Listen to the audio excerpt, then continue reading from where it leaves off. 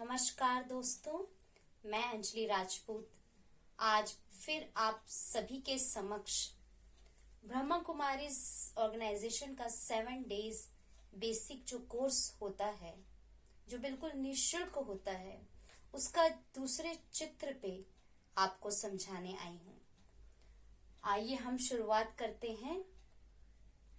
जब कभी भी कोई किसी से मिलता है तो वो उसका परिचय लेता है और उससे पूछता है, आप कौन हैं? हु आर यू, यानी आपकी आइडेंटिटी। तो हु आर यू जब भी पूछा जाता है तो जाहिर सी बात है, सब अपना नाम बताएंगे, कहां से बिलोंग करते हैं वो बताएंगे, किस जगह से बिलोंग करते हैं, पेरेंट्स, मदर, फादर, यानी अपने से, या इंजीनियर, डॉक्टर, लॉयर, क्या प्रोफेशन है, पहले नाम, फिर प्रोफेशन, फिर कहां से बिलोंग करते हैं, इत्यादि इत्यादि चीजें आती हैं। तो ये जो सारा परिचय है, ये जो सारी आइडेंटिटीज हैं, ये तब तक हैं जब तक आपका ये देह है। अब ये जो देह है, जैसा कि हम सभी जानते हैं, जिसको हम कहते हैं मृत्यु यानी डेथ, ये तो हम सभी की होती ही है। यानी हमने इस सृष्टि में जन्म लिया है तो कभी ना कभी, आज या कल, किसी भी जो समय है, हमें इस देह का जो त्याग है या इस दुनिया को छोड़ के जाना है, जैसे कि कहा जाता है और हम खुद भी जानते हैं। ये तो बहुत बेसिक चीज है, death and birth, birth and death, जो कि हम अपनी आंखों से देखते हैं,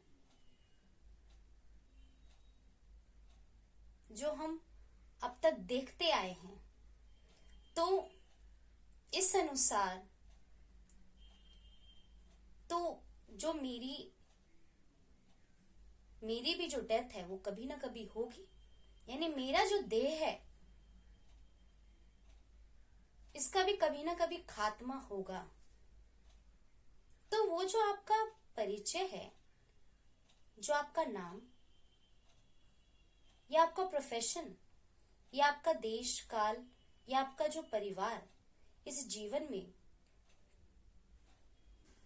या अन्य संबंध संपर्क, ये इस देह के साथ ही जुड़े हैं। तो इस देह का जब आप त्याग करोगे तो ये जो सारे परिचय जो हमने बताए, नाम के, प्रोफेशन के, अपने संबंधियों के, अपने देश रंग रूप के, ये सब खत्म हो जाएंगे। किसी का 10 साल चल सकता है, किसी का 20 साल, किसी का 100 साल, किसी का 70 साल, जैसा पाठ है इस दुनिया में, जितने समय के लिए यानी हमारा ये जो देह है, ये जो शरीर है इस दुनिया में रहेगा, उतने समय के लिए वो जो सारी आइडेंटिटीज, वो सारा जो परिचय हमने बताया और हम बताते हैं, वो उतने समय तक रहता है। फिर उसके बाद वो सारा परिचय कहाँ चला जाता है? सदा के लिए तो वो परिचय नहीं रहता, यानी उस चीज का खात्मा होता है, उस चीज का विनाश होता है, वो विनाशी चीज है। यानी वो आज है, कल नहीं है, फिर अगली बार कुछ और होगी, पहले कुछ और थी, यानी वो बदलती रहती है। तो क्या चीज है? तो कौन सा परिचय है जो अविनाशी है, जो सदा के लिए रहता है। आइए उस परिचय को, जो मेरा सत्य परिचय है, जो मेरी ट्रू आइडेंटिटी है, उसको समझते हैं। ये हड्डी मांस पुतला है, ये हड्डी मांस पुतला है जो हमारे देह के अंदर ही मौजूद है, हम सभी जानते हैं। ये हड्डी मांस पुतला है, इसमें निराकार आत्मा प्रवेश करती है। इस हड्डी मांस पुतले के अंदर निराकार आत्मा प्रवेश करती है, फिर ये जीवात्मा बनता है। हड्डी मांस पुतला, निराकार आत्मा प्रवेश करती है, तब ये जीवात्मा बनता है। यानी तब हम जो ये मेरा देह जिसमें मैं चल रही हूँ, बोल रही हूँ, कार्य कर रही हूँ, अपने जीवन का अनुभव ले रही हूँ, सुख और दुख का अनुभव ले रही हूँ, संबंध संपर्क में आ रही हूँ, ये जो सारे परिचय ये जीवात्मा अपने साथ लेकर फिर आती है, जो कि फिर खत्म हो जाते हैं।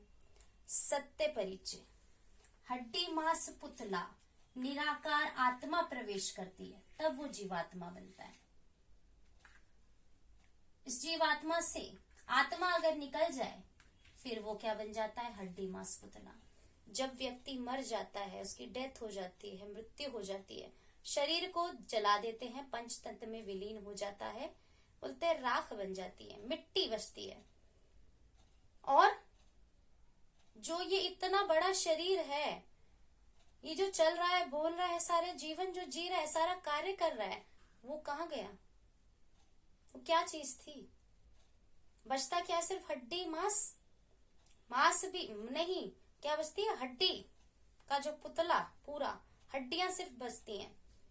फिर अस्थियां विसर्जन करने जाते हैं जो, तो सिर्फ हड्डी मांस का ये पुतला बचता है, जो कि निर्जीव, किसी काम का नहीं है। इसके साथ तो मेरी वो नाम, वो कार्य, वो देश, वो काल, वो प्रोफेशन, रंग रूप तो नहीं जुड़े। आत्मा जब प्रवेश करी तब मैं जीवात्मा बना, इसके साथ वो मेरे सारे परिचय जुड़े हैं। जो भी मेरा नाम है, जो भी मेरा कार्य है, जो भी मेरा रंग रूप है, जो भी मेरा पारिवारिक संबंध है, इसके साथ फिर जुड़ता है जब ये निराकार आत्मा इसमें प्रवेश करती है। उसके बिना ये कुछ भी नहीं। हड्डी मांस का पुतला जो किसी काम का नहीं है, जिसको फिर हम बहा देते हैं। और यानी अगर आप ये जीवात्मा ही थे, कहें ये जो शरीर ही मेरा सत्य परिचय है, क्या चीज थी जिसके आधार पे हमने कहा ये मृत है? क्या चीज थी जो उसमें से निकल गई? कुछ तो था।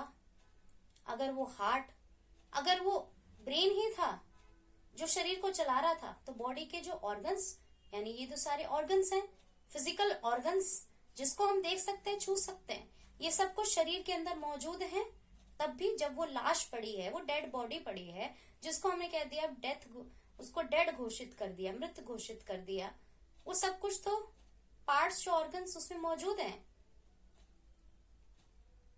अगर मैं वही हूं तो फिर सब कुछ तो मौजूद है। तो क्यों हमने कहा कि वो व्यक्ति अब जिंदा नहीं है? उसकी मृत्यु हो चुकी है। ही इज नो मोर।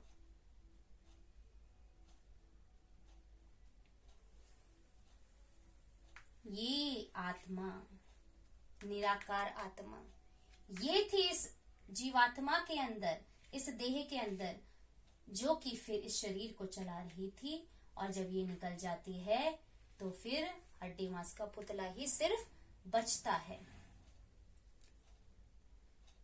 तो यही हमारा सत्य परिचय है।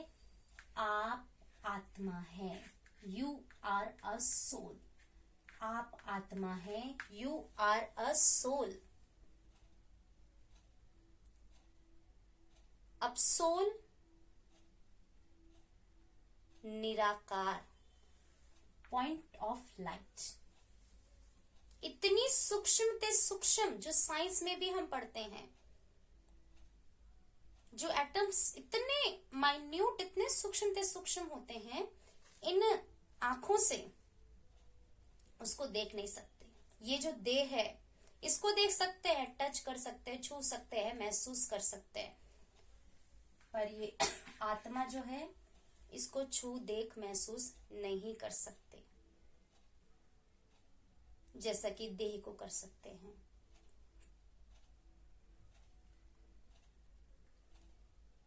इसीलिए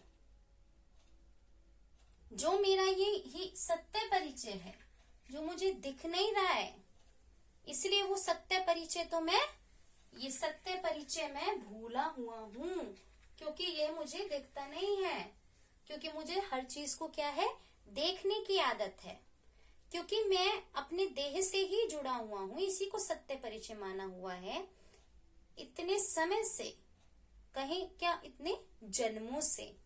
इसी वजह से मेरा जो सत्य परिचय कि मैं आत्मा हूं, ये मुझे एहसास ही नहीं है। हवा को भी नहीं देख सकते, पर हवा है, उसका प्रभाव है।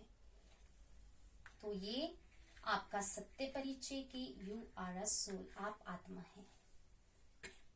अब आत्मा में क्या होता है? आत्मा की 3 मुख्य शक्तियां हैं।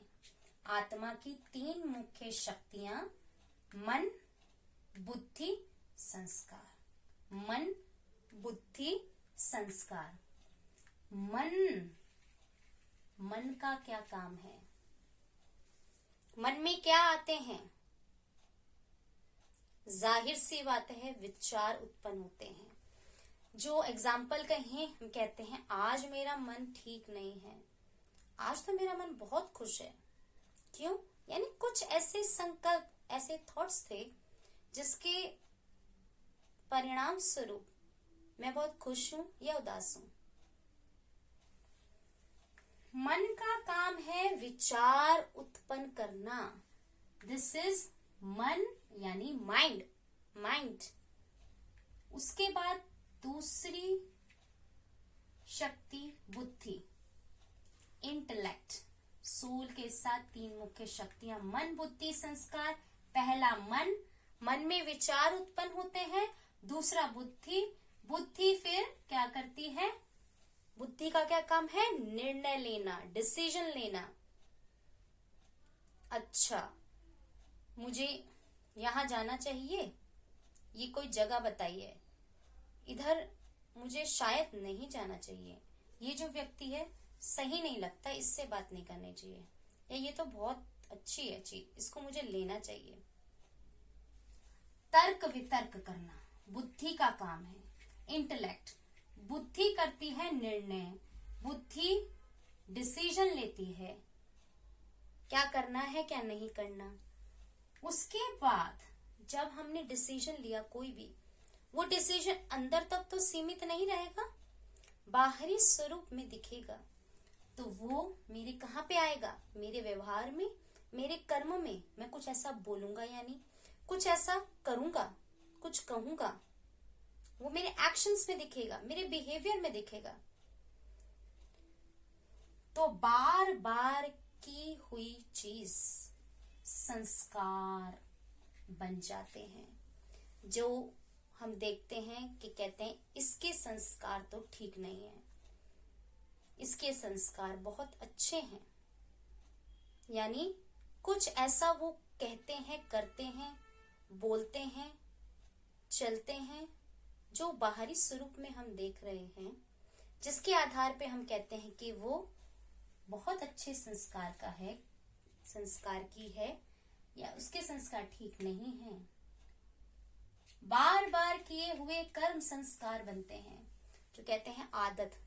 आदत से मजबूर, किसी ने कुछ कहा तुरंत, अब उसको हम किसी की आदत होगी कि उसे नेगेटिव ही लेना होगा, अगर वो उसके अच्छे के लिए बता रहा होगा, संस्कार बन चुका है। किसी ने मुझे अगर कुछ भी बोला है, कोई ऊंची आवाज में कुछ, गुस्सा ही आना है।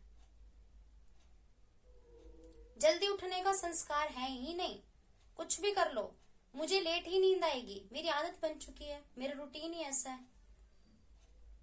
तो ये जो आदत है, जो हमारे संस्कार हैं, इसको हमें परिवर्तित करना होता है। और हम सभी चाहते हैं कि मेरी आदत सुधरे।